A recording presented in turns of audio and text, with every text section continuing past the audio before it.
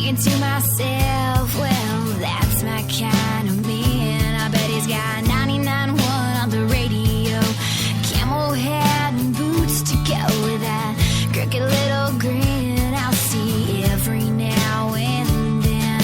And oh, as he drove away, well, I thought, oh, baby, please stay, 'cause all I want is a little country loving, and all I need is a cowboy sitting right next to me, a one-woman man, George Strait fan, work hard, play hard as he can. Well, all I'm looking for is a little country loving. I was sitting at the track just yesterday, thinking, dreaming the day away when that boy in the Chevy crossed my mind. Well, you won't believe what happened next, but go ahead and I'll let you guess. Well, I turned to see that boy walking right at me, and oh, as I looked his way, yeah, you know, I heard him say, all I want is a little country loving, and all I need is a cowgirl sitting right next to me, a blonde-haired, green-eyed guy, Brooks fan, come and be my girl, and I'll be your man. Well, all I'm looking for is a little country loving.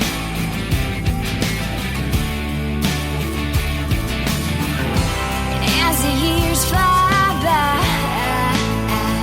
I know he'll be sitting here by my side. Yeah, he'll be by my side. Yeah, country loving, and all I need is that cowboy sitting right. All I want is a little country loving, and all I need is that cowboy sitting right next to me. He's a one-woman man, my biggest fan. We work hard, play hard as we can. Well, I got what I was looking for, a little country loving. Country loving. Well, country loving, loving, loving, yeah. Country loving, loving, loving, yeah. Country loving, loving, loving, yeah. Country loving, loving, loving, yeah.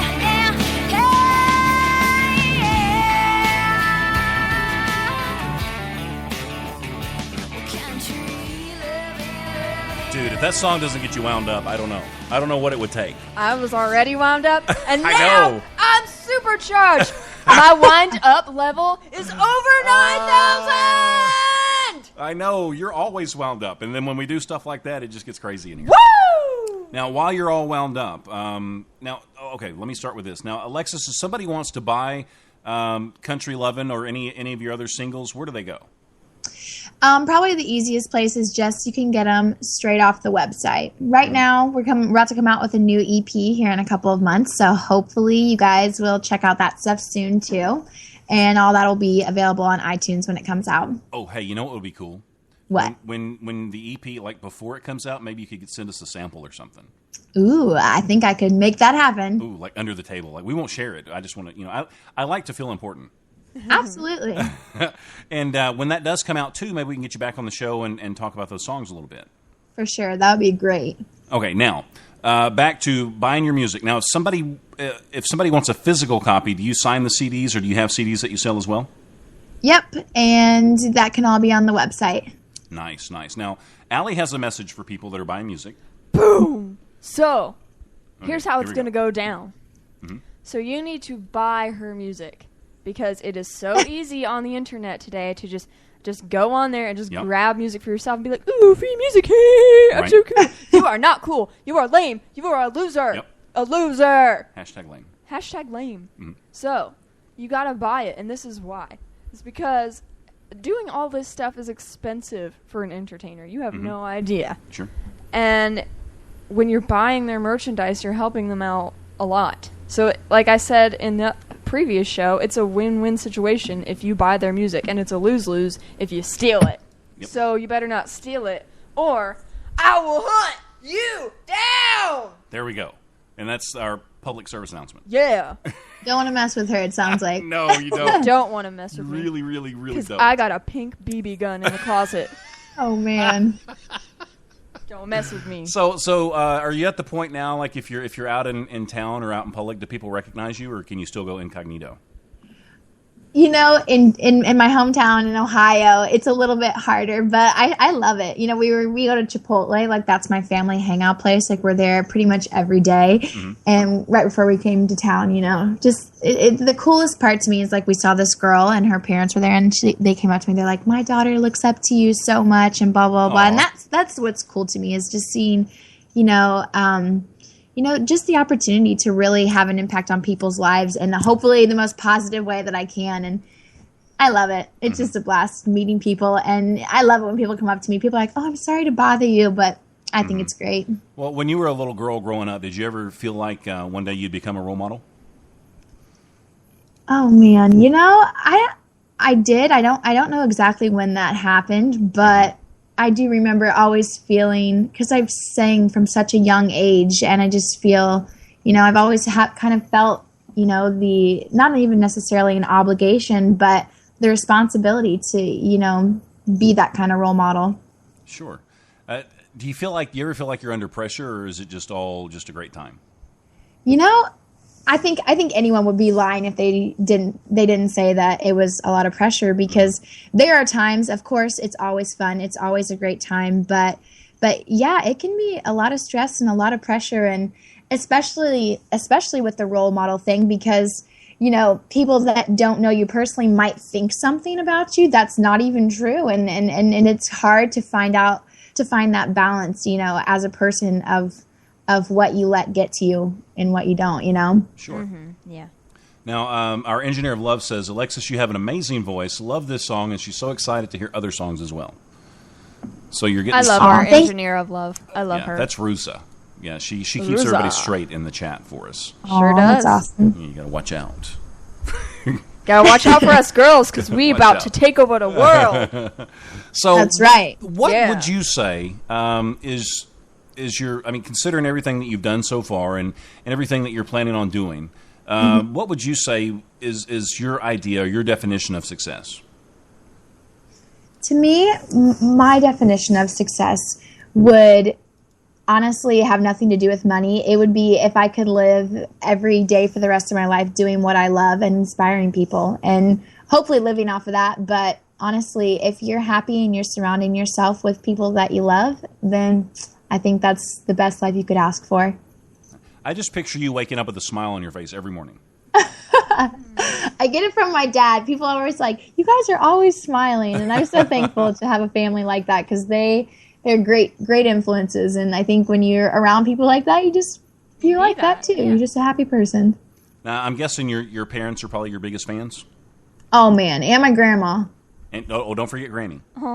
She's listening. I had to text her because she's like, "I never know when you're doing this." I'm like, "Grandma, you can't get mad at me. I'm having an interview, so you better go listen." Now, how often do you get to see your grandmother? Well, she lives like 1.2 miles away, so pretty much every day. Oh, so you get to go over for dinner all the time. Grandparents are great. All the time. We go out to dinner. She's my dinner buddy. Aw, I love it. Now, are you a good cook? Okay, I have really great aspirations to be a good cook, but I don't think I'm quite there yet. I understand the struggles. So that's why you go out and eat all the time. Yeah, definitely. My mom is like probably one of the best cooks I've ever met in my life, so it's really hard to compare to her, and nobody wants to eat my food when they have her. So hopefully I'll be that good one day. Now, what's your mom's specialty? Oof. Okay, so my family is Mexican, but my mom is not Mexican at all. But for some reason, she can really cook the best Mexican food. Oh. She learned well. I wish we lived close because I'd invite myself over for dinner. You would, yes, I really you would. That's not even a joke. You My just family show moved up to like, Nashville, so maybe one day. Maybe one day. Just let me know. Keep me in the loop. You're on for the sure. list. Okay. Yeah. So I want you to take a deep breath because I got a couple of really important questions that I'm going to run by you. All right, I'm ready. Okay. So if you're ready, if you could have any superhero power, what would that power be? Okay. Superhero power would definitely be flying. You would fly. Now, where would you go? Like the first place? Okay. First place I would go would be Peru. Peru. I want to see like Machu Picchu and like all that stuff. I love Nice. like in my dreams I would love to travel a lot of places. And I actually might be able to go to Peru this year, and I've been looking forward to it for a really long time. So if I had a superpower right now, I'd probably already go there. Mm-hmm. That's exciting. And if you could fly too, that would be really cool. Like for your for your stage presence, you could just kind of fly in. Oh man, can you imagine? Yeah, that would be really, really cool. It'd be so fun. Yeah, so maybe it'll happen. You never know. You never know. Now, and this is probably a more serious kind of question. Now, if you had an opportunity to sit down and just have a cup of coffee, and you've only got 5 minutes, who would you choose to have that cup of coffee with? And it could be anybody that's around today, or maybe somebody that's long gone. Okay, so I think like obviously Jesus, but I think that's like a cheating answer, so I'm going to give another one. Because who wouldn't? I mean, that's like the obvious coolest thing ever. But like musically, my number one person would be Garth Brooks because he's probably my biggest role model as a musician, as a singer and songwriter. I just remember growing up and my dad was a huge Garth Brooks fan, so inevitably I was too. And learning the ropes of trying to be an entertainer and an artist that's a person that I respect so much as far as not only his success, but his ability to be not just an amazing singer, not just an amazing songwriter, musician, entertainer, performer, but I think what I've seen and what I know of him is he's a really cool, humble person. And I just think to get advice, even 5 minutes with somebody like that and their experience would be life-changing. He would probably tell you to stand outside the fire. He might. He probably would, He might, even when the thunder rolls. That's a good That's one. probably important. And always keep your friends in low places as well. Oh, man. I wish I had a good, quick mind like you guys. I'm not good at that stuff. But he does. He seems like a genuine, down-to-earth kind of guy. And he seems like the kind of person that you could sit down and have a cup of coffee with. And even though he's Garth Brooks, I don't think that he would be intimidating. I don't think so either. I think I would still be intimidated, but I think he'd be super cool. So you'd be fangirling at that point, right? Oh, I don't know how I would act, honestly. I've never met anybody. Actually, I met Taylor Swift one time at Goodness. she was signing autographs and I grabbed her wrist and I thought I was going to break it. So, yeah, I'd probably be fangirling. So now Taylor Swift has a restraining order against you. Uh-oh. Yeah. Oh, that's great. This is so much fun. I love getting to know people, and especially when we find somebody like you that's just a nice person, and that's so important to us. And one of the messages that we try to get across on the show is it's okay to be a dork, and that really translates into it's just okay to be yourself. Yeah, definitely. I couldn't agree more with that message. Yeah, for sure. And you definitely are great for getting that point across, I think. Yeah. You guys. And when I call you a dork, it's a term of endearment. It's a term of endearment. Yeah. I Right. love it. I will totally take it. Sweet. And if you come, now look, I know you're driving for 4 hours, so if you do make it to the WABO Awards, then we'll give you a T-shirt. Heck yeah. Yeah, for sure. And then lots of red carpet Love pictures. T-shirts. Yeah, see, there you go. And this will be... Who doesn't love T-shirts, though, right? Next year, if you win a WABO award, then that's got to go on your mantle, like next to the CMA awards that you're going to win in the future and all that stuff. Oh, man. That sounds exciting. Yeah, so that's pretty important. You know. Yeah. It looked nice on a mantle. It would look beautiful on a mantle. Yeah, it's a little microphone, and it's a really nice award. And we've got to thank Randy because he's sponsoring us for the CMA Fest, and without him, we couldn't have got the awards or the backdrop for the red carpet pictures and all that stuff. So he's a good guy, and I'm glad he's in our corner. Me too. Yeah, I love Randy. for sure. Okay, now I'm having a blast with you, and I've got to ask you this question. Now, if a little girl came up to you after you're done performing, and she said, Alexis, I love you. I mean, you're so